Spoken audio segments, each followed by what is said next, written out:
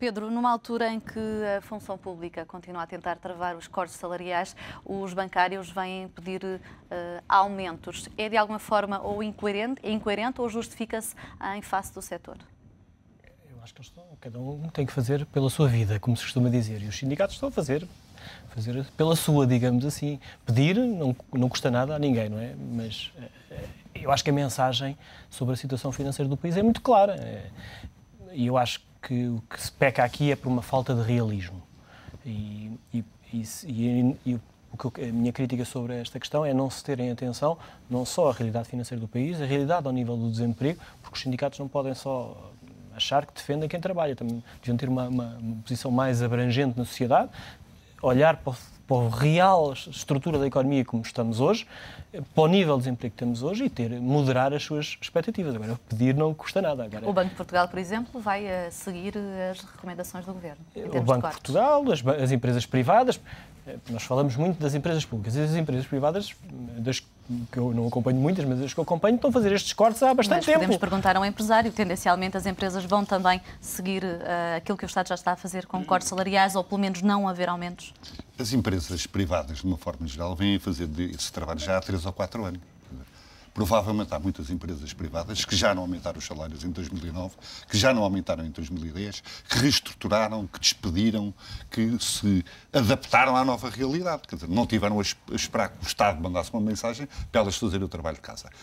Por isso, e é só por isso, é que também estranhei, ao longo do final do ano passado, o Sr. Ministro das Finanças ter dito, agora que o Estado já tomou esta medida, os privados que também façam o mesmo. Quer dizer, não é um recado bem dado. Só porque ele não conhece a realidade, porque a maioria dos privados já tinham feito o trabalho. Acha que as empresas aperceberam-se primeiro da realidade do país do que do próprio Governo? Tem que viver com ela, tem que viver as empresas. Repare, há dois comentários que eu gostava de fazer. E o primeiro também tem a ver com esta reivindicação por parte do sindicato bancário. No sábado, no Expresso, o Miguel de Sousa Tavares escrevia: enquanto em Portugal houver o nós e o eles, e não houver só uns, que somos todos. O eles sendo o Governo? Não.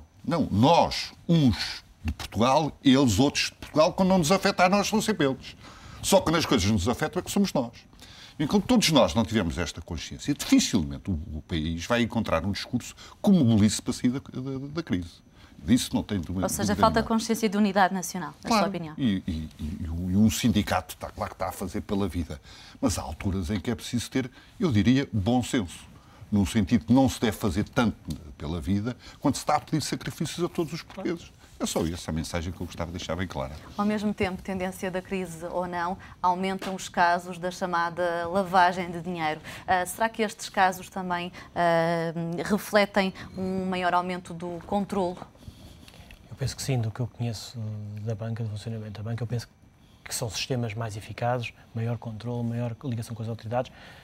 E todo um processo que está hoje muito mais automatizado e capaz de identificar com mais facilidade este tipo de atividades. Agora, não tenho um grande detalhe sobre o porquê deste aumento. Penso que a minha primeira pista seria uma maior eficácia operacional e operativa dos sistemas. Será também reflexo dos casos BPP e BPN? Eu penso que, não sei se existirá alguma ligação, não quero... por desconhecimento não quero entrar por aí. Penso que não diria que é pouco provável, mas não tenho um detalhe sobre essa questão, porque penso que estas operações são operações captadas normalmente ao nível dos balcões e das agências e dos private, e não por clientes, não tanto operações de grande envergadura como as que estávamos a ver no BPN e no Banco Privado Português, mas, como digo, não tenho um detalhe do que está ali em causa. Em contrapartida das cerca de 1.500 denúncias que existiram em 2010, pouco mais de 20, neste caso 28, deram origem a processos-crime. Será aqui também um sintoma da justiça? Pode ser, mas eu gostava de realçar que o mais importante para mim desta peça foi o que foi lá referido, é que esta é a grande fonte de alimentação para a economia paralela.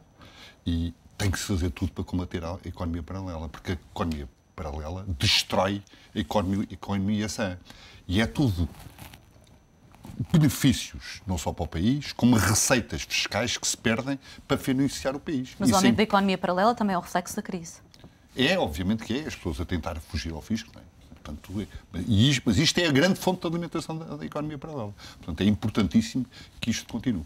Também a crise potencia outros fenómenos, pelo menos no âmbito dos mercados, mercados no sentido das empresas, nomeadamente, e também no caso da economia paralela, contrafação ou outro género de soluções que as pessoas procuram em tempo de crise.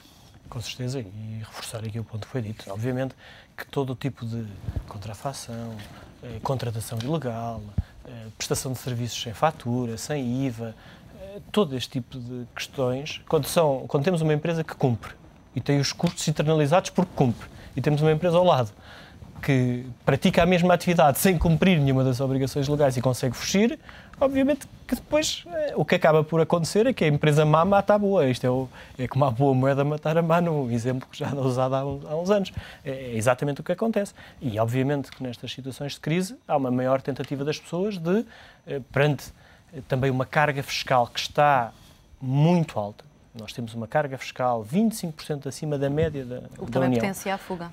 O que também potencia a fuga, porque as pessoas são confrontadas com níveis de impostos elevadíssimos. Eu relembro, já falámos disso aqui, que o IVA, quando nós entramos na União Europeia e optámos pelo IVA, o IVA era a 16%. É um aumento de quase 50% para os níveis que estamos hoje. E quem diz o IVA, diz o IRC, diz o IRS. Portanto, a capacidade... Isso também está estudado na economia, que é quanto mais aumentamos a carga fiscal, a receita não aumenta ceteris paribus. Diminui porque há uma tendência em as pessoas, há um prémio muito maior em estar na economia paralela do que estar na economia real. Muito obrigada aos dois, mais uma vez, pela vossa presença nesta edição do Meio-Dia. Fica então aqui a análise de Pedro Gonçalves, economista, e também Filipe Soares Franco, empresário. Várias das questões que estão hoje a marcar a atualidade.